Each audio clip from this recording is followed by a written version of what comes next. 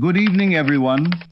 For the next few moments, set aside everything you think you know about the life in front of you. Imagine that reality is far larger than the narrow path your senses allow you to see. A vast landscape filled with outcomes, identities, and experiences you have not yet stepped into. Perhaps the future you long for is not merely a distant fantasy waiting to be created from nothing. Perhaps it exists first as potential, waiting for your attention, choices, and inner vision to give it form. Across history, spiritual traditions have spoken about the creative power of consciousness. Today, ideas from modern physics are often used to inspire a similar question. Could reality contain far more possibilities than the one we are experiencing right now? Seen this way, imagination becomes more than escapism. It becomes the inner space where a different version of life can first be conceived, before it is reflected in the way you think, feel, choose, and act. But if new possibilities are always available, then an important question remains. Why do we keep experiencing the same reality again and again? The answer may begin with the state of consciousness we are occupying right now. Look honestly at your life right now. I mean, really look. You are currently living inside what I call a particular state of consciousness. But hear me, it is not the only state open to you. Right now, countless other versions of reality are waiting for you to claim them into being. And yet so many of us remain locked inside the same recurring loop of assumption, replaying identical patterns, generating identical results, feeling identical frustrations, wondering why nothing ever shifts, even as we ache for something more. Let me tell you something that will set you free. You're not stuck because of fate, or destiny, or forces beyond your control. I know this firsthand, my friend. I've walked through that valley of limitation myself, convinced I was at the mercy of outside forces. But here's the truth that might catch you off guard, something most people never come to see. You're stuck because your whole system, your very consciousness, is still tuned to your old assumptions about who you are and what's possible for you. The quantum field doesn't respond to your desires. It responds only to your assumptions. An assumption, even a false one, if held long enough, hardens into fact. This isn't mere philosophy. It's the fundamental law that governs your entire experience of reality. Everything you've ever lived through began as an assumption held in consciousness, and the creative principle within you brought it into form simply because you believed it to be true. I remember when this principle first landed for me. I was young, working in my father's tailor shop in Barbados, dreaming of something more, but with no idea how to close the gap between where I stood and where I longed to be. I'd watch wealthy tourists pass through the shop and assume they belonged to some entirely different world than mine. But eventually I came to understand that consciousness is the only reality, and that by shifting my assumptions about myself, I could genuinely shift my world. I used to think, and maybe you have too, that wanting something badly enough would be enough to bring it about. I'd lie awake at night, aching for a different life, one of freedom, of possibility. But let me share the truth that changed everything for me. Desire alone accomplishes nothing in the realm of creation. Nothing comes from outside. Everything arises from within, from the subconscious. The creative power doesn't answer your wanting. It answers your assuming. Sit with this for a moment. You can want wealth while assuming poverty. You can long for love while assuming you're unworthy of it. You can dream of success while assuming failure. Which of those assumptions do you think the creative principle will honor? Always the dominant one, the one you feel most naturally, most consistently.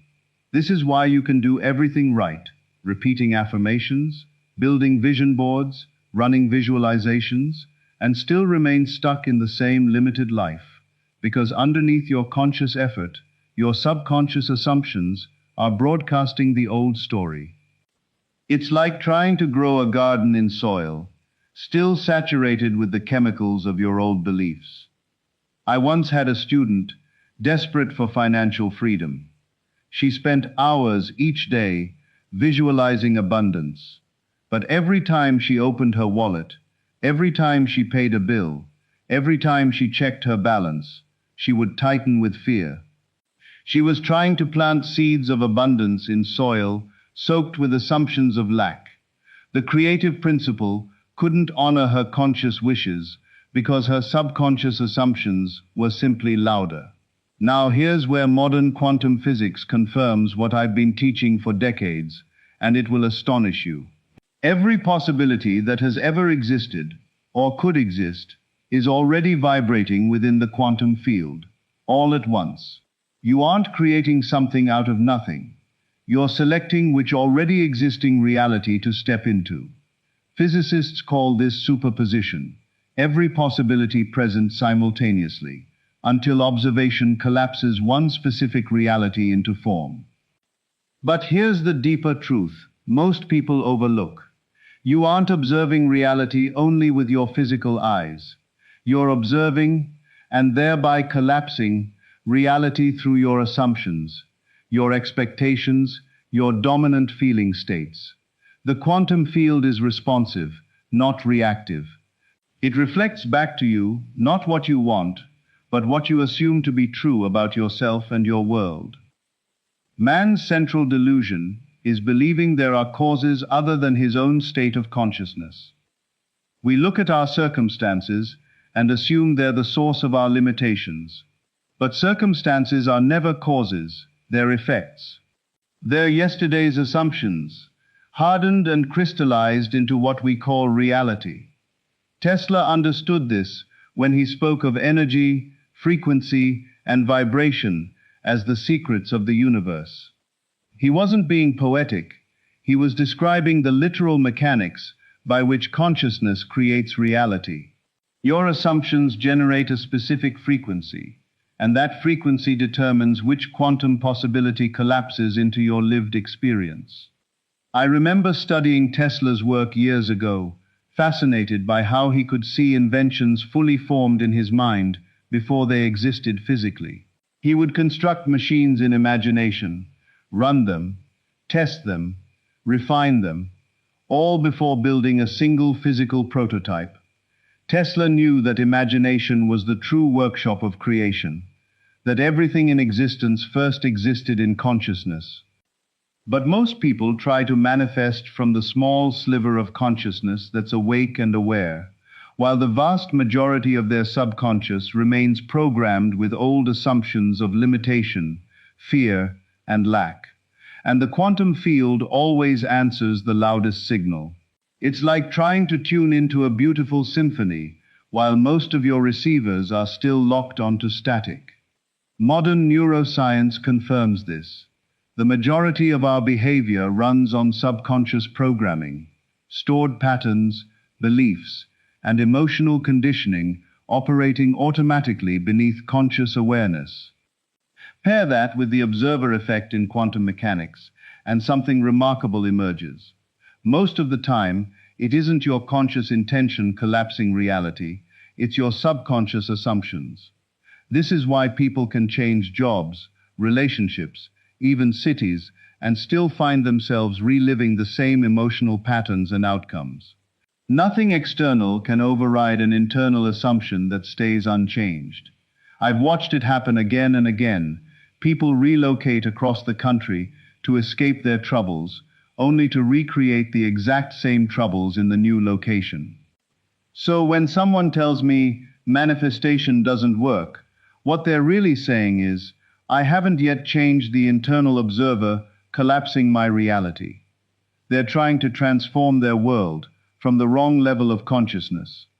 Your subconscious mind, that vast reservoir of assumption, functions like a radio tower, endlessly broadcasting a signal.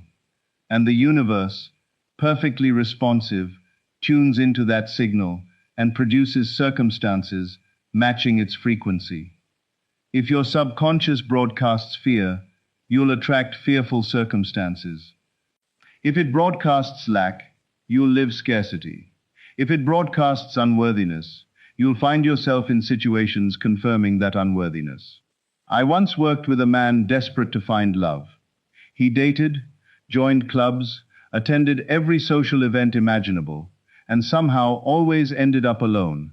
When we dug into his subconscious assumptions, we found that deep down, he believed himself unlovable. As a child, his mother had told him he was too difficult to love, and that belief had taken root like a weed. Every time he met someone new, his subconscious would broadcast that frequency, and potential partners would unconsciously sense it and pull away. He wasn't consciously sabotaging his relationships. His subconscious assumption was doing it for him.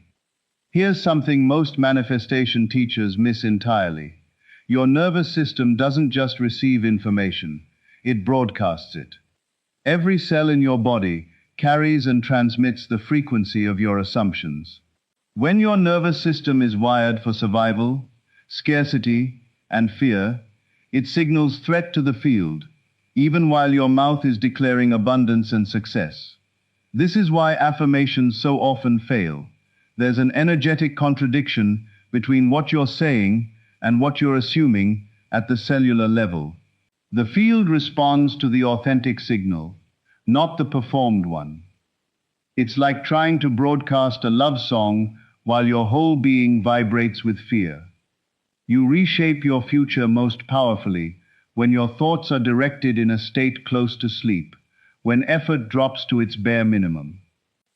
In that drowsy, half-waking state, your conscious mind's resistance dissolves, and it becomes far easier to assume the feeling of your wish already fulfilled. I discovered this through personal trial. In my early study of these laws, I struggled to hold positive thoughts during waking hours. My conscious mind kept interrupting with doubt, fear, logical objections. But in that twilight state between sleep and waking, I found I could slip effortlessly into the assumption of my fulfilled desire. It was there that I first successfully used imagination to reshape my circumstances.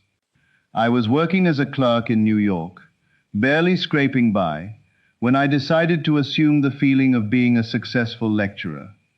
Each night, as I drifted towards sleep, I'd picture myself standing before audiences, sharing these truths, feeling the satisfaction of helping others transform their lives. The transformation you're seeking isn't about fighting your present reality. It's about withdrawing your assumption from it and investing that assumption instead in the reality you'd rather experience. Here's the most important point I can offer you. Resisting what currently is only makes it more solidly real in your experience. When I speak of assuming the feeling of the wish fulfilled, I mean something quite precise. You must feel yourself to be the person for whom your desire is already an established fact, not someone hoping for it, not someone striving toward it, but someone for whom it's simply true. This is what I call living from the end, inhabiting the consciousness of your fulfilled desire so completely it becomes your natural home. If financial freedom is your desire, you must assume the feeling of being financially free. How does a financially free person move through the world? How do they breathe? How do they make decisions? How do they relate to money? Inhabit that consciousness so fully, it becomes your default state. But here's where most students trip up. You cannot assume the state intermittently and expect steady results. To be effective, your assumption can't be a single, isolated act. It must be a sustained attitude of the wish fulfilled. Most people approach manifestation like tourists visiting a foreign country. They pop in briefly, snap a few pictures, then return to the familiar territory of limitation. I remember a woman who attended my lectures in Los Angeles. She was buried in debt, desperate for financial abundance. She'd come to my talks, feel inspired, go home and practice for a few days, then slowly slide back into her old habits of worry, and scarcity thinking. One evening after a lecture, she came up to me and said, "Neville, I've been practicing your techniques for months and nothing has changed. What am I doing wrong?" I asked her to walk me through her practice. She described sporadic effort, brief bursts of inspiration, followed by days of doubt. I told her, "My dear, you're visiting the state of abundance, the way a tourist visits a city. You check in briefly, then check out, and return to your familiar hotel of limitation. The quantum field doesn't respond to occasional visits to your desired state. It reorganizes itself around whatever state you inhabit most consistently. This is why scattered visualization sessions produce scattered results, while sustained assumption produces inevitable manifestation. You must take up permanent residence in the state of your fulfilled desire. That doesn't mean forcing yourself to feel good constantly or denying real challenges. It means building the capacity to return again and again to your assumed state, regardless of outer circumstance. When old patterns resurface, and they will, you don't fight them. You simply return to your assumption, with the quiet persistence of a river finding its way to the sea. Every time you notice yourself slipping back into an old assumption and gently redirect toward the new one, you're literally rewiring your quantum signature. New neural pathways begin forming in your brain. Your body begins broadcasting a new frequency. You're teaching the field a new pattern to reflect back to you. This is the true work of consciousness, not some dramatic overnight transformation, but the patient, repeated return to your chosen state of being. Let me offer you a practical framework for this sacred practice. Before your feet touch the floor each morning, before you check your phone, before you engage with the world's version of reality, take a moment to feel yourself as the person you've decided to become. What frequency are you carrying into this day? Assumptions of lack or abundance, struggle or ease? For over 40 years, I've made it my daily practice to ask myself upon waking, who am I choosing to be today? Not what will I do? Not what do I hope happens? Who am I choosing to be? Because who you are in consciousness determines what you experience in the world. Throughout the day, practice what I call embodied response. Notice when your actions, your words, your choices align with your assumed identity and when they contradict it. If you've assumed abundance, are you acting generously or fearfully? If you've assumed love, is your heart open or armored? I once knew a man who had assumed the identity of a successful businessman. But every time an opportunity to invest or take a calculated risk arose, he retreated into fear-based thinking.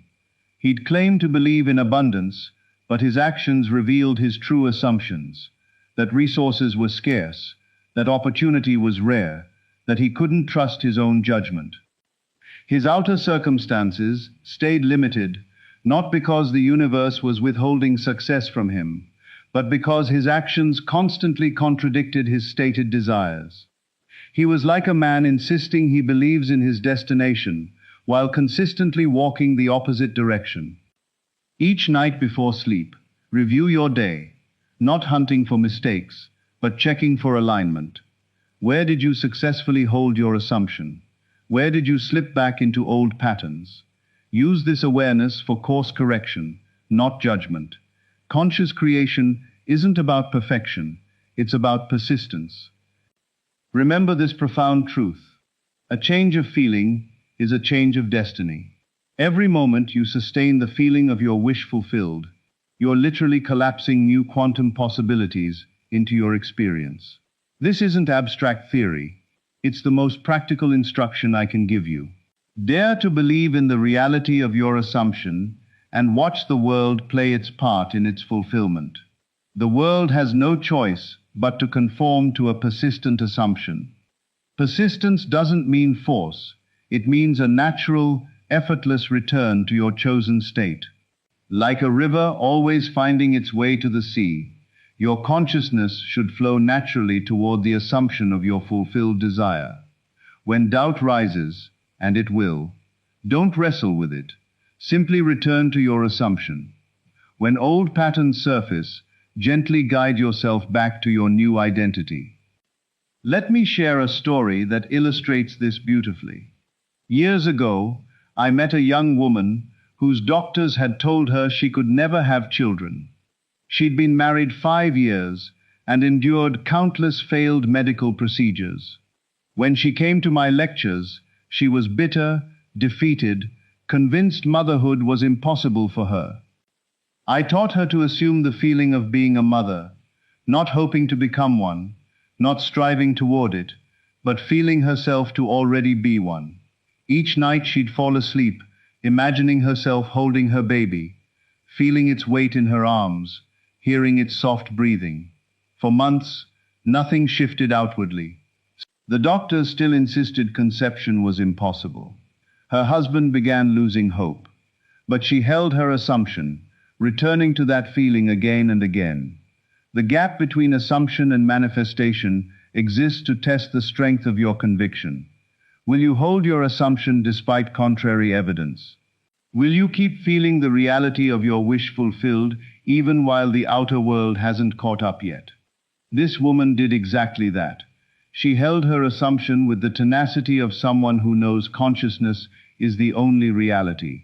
And eventually, against every medical prediction, she conceived. Today she has 3 children, all born after doctors declared it impossible.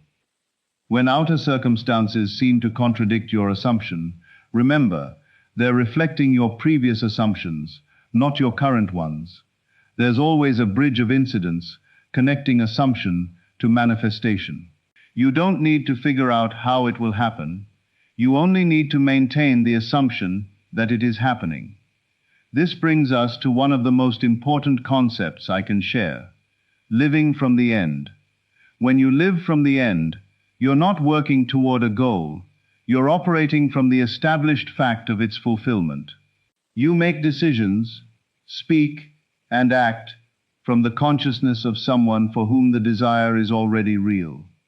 This creates what quantum physicists call retroactive causation, the future state influencing the present moment, drawing to you the experiences and circumstances aligned with your assumed identity. It's as though your future self reaches back through time, guiding your present self toward the inevitable fulfillment of your assumption. Here's something that will reshape your entire understanding. You're not trying to get somewhere, you're recognizing you're already there.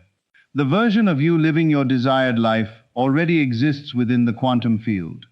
Your task is to assume its identity so completely that you become it. I learned this through my own journey to America.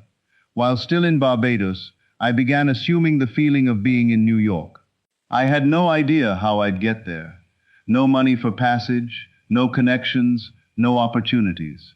But I felt myself there so completely, it became more real to me than my actual surroundings in Barbados. Every night I fell asleep, imagining myself walking those streets, feeling the city's energy, seeing myself woven into that vibrant, creative community. I lived so fully in that assumption that when the chance to travel finally came, it felt like natural inevitability rather than sheer luck.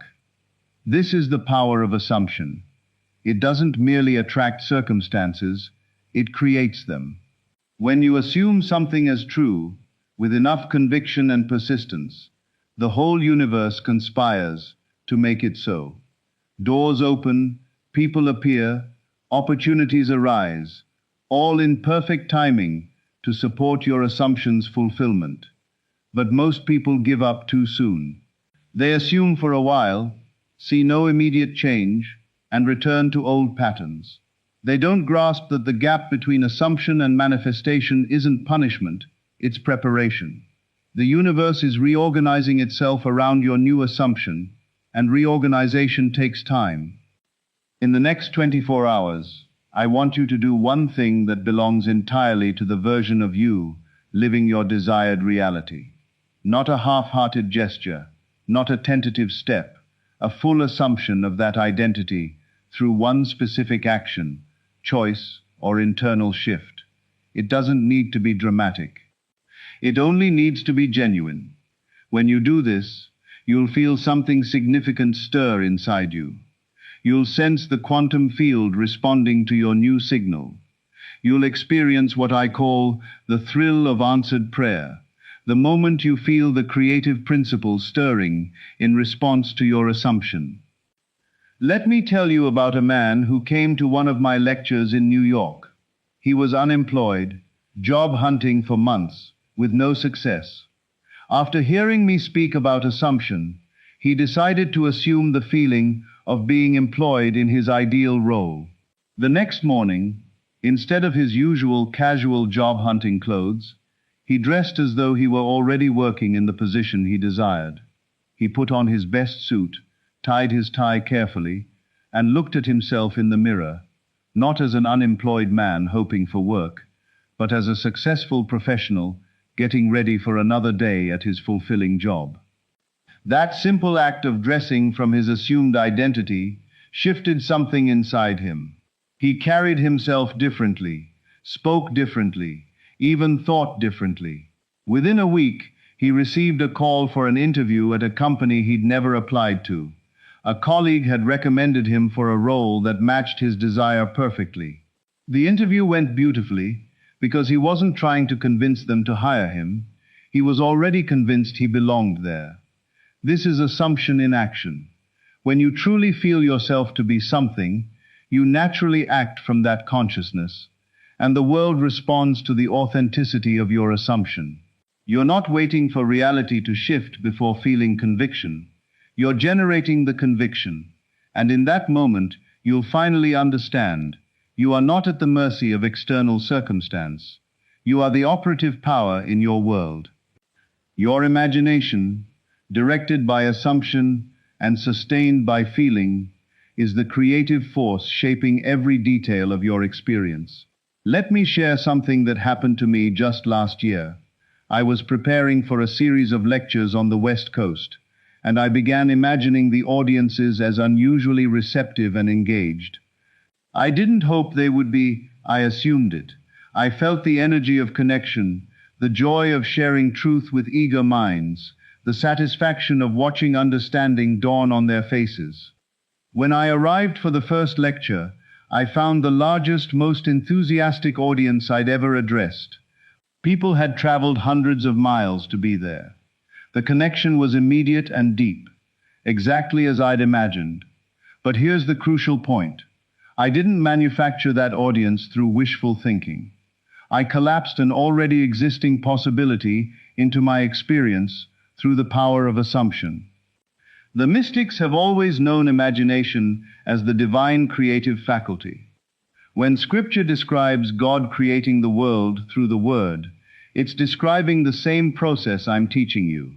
Consciousness speaking reality into existence. You are made in the image of this creative power, which means you too can speak your world into being through the creative act of assumption. But there's a real difference between idle daydreaming and the kind of imaginative creation I'm describing. Idle daydreaming is passive. You drift along with whatever images arise. Creative imagination is active. You deliberately direct your consciousness toward a specific end and hold that direction until it hardens into fact. Scripture tells us God saw everything He had made, and it was good. That seeing isn't passive observation. It's creative recognition.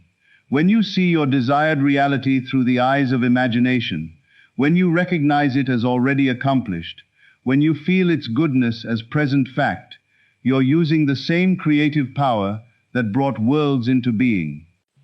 I often tell my students that Scripture isn't merely historical record. It's a psychological drama unfolding within every individual's consciousness. Abraham represents faith awakening. Moses represents the law-giving aspect of consciousness. Jesus represents the perfect assumption of divine identity. These aren't people who lived long ago. They're states of consciousness, available to you right now. When Jesus said, "Before Abraham was, I am," he was describing the eternal present of consciousness. Your desired reality doesn't sit somewhere in a distant future. It exists right now, in the eternal present of imagination. When you assume the feeling of your wish fulfilled, you're stepping into that eternal now, closing the apparent gap between desire and fulfillment. I remember a woman who came to me years ago, desperate to reconcile with her estranged husband. They'd been separated over a year, and he'd already filed for divorce. Lawyers were involved, papers drawn up, and everyone urged her to accept the marriage was over. But I taught her to assume the feeling of reconciliation. Each night she'd fall asleep imagining her husband beside her, feeling his presence, his love, his commitment to their marriage. She'd wake and for a moment feel genuinely surprised to find herself alone. Her imagined experience had become that real to her. Her friends thought she'd lost touch with reality. Her family urged her to accept the facts. But she held her assumption with the persistence of someone who understands that consciousness is reality, and that what we call the physical world is simply consciousness crystallized into form. It took 6 months, but gradually her husband began to soften. He started calling, then visiting, then staying the night. The divorce papers were never filed, and today, 15 years later, theirs is one of the strongest marriages I know. She didn't manipulate or coerce him. She simply assumed the feeling of their love so completely it became the dominant reality for them both. This is what I mean when I say an assumption, persisted in, hardens into fact. The facts of your current life are simply yesterday's assumptions, crystallized. Change your assumptions, hold to them, and your facts will change too. But here's what most people miss. The interval between assumption and manifestation isn't dead time. It's the most creative period of your life. During this stretch, the universe is reorganizing itself around your new assumption, building the bridge of incidents that will carry your desire into form. Your task during this period isn't to figure out how it will happen. It's simply to maintain the assumption that it is happening. Every time you slip back into doubt, every time you return to the old story, you're essentially casting a vote for your old reality. But every time you return to your assumption, you're voting for the new one. Democracy isn't just a political system, it's a cosmic principle. The universe is constantly tallying votes on which reality you want to experience, and every thought, every feeling, every assumption is a ballot. The reality with the most votes wins. This is why persistence matters so much, not because you're forcing something to happen, but because you're consistently voting for what you want to experience. I've seen entire lives transformed through this understanding. I've watched the sick become well, the poor become prosperous, the lonely find love, all through the simple but profound practice of assuming the feeling of the wish fulfilled and holding that assumption until it hardened into fact. The quantum field modern physics describes is the same field mystics have long called the mind of God. It's the responsive, creative medium in which every possibility exists simultaneously, waiting for consciousness to select which one to experience. You're not separate from this field. You're an individualized point of consciousness within it, with the power to collapse any possibility into your experience. This is why I say man is God in action, not because you're greater than the creative principle, but because you are the creative principle, individualized. The same power that spins galaxies and governs planetary orbits is the power that beats your heart and shapes your thoughts. When you assume the feeling of your wish fulfilled, you're putting this cosmic creative power to its most practical use. But power without wisdom can be dangerous. This is why I stress assuming only what you genuinely desire, what would bring joy and fulfillment not just to you, but to everyone involved. The creative power is impartial. It manifests whatever you consistently assume, regardless of whether it helps or harms. I once knew a man so consumed with getting revenge on someone who'd wronged him that he spent months assuming the feeling of his enemy's downfall. His assumption was so persistent, so emotionally charged, that it eventually manifested.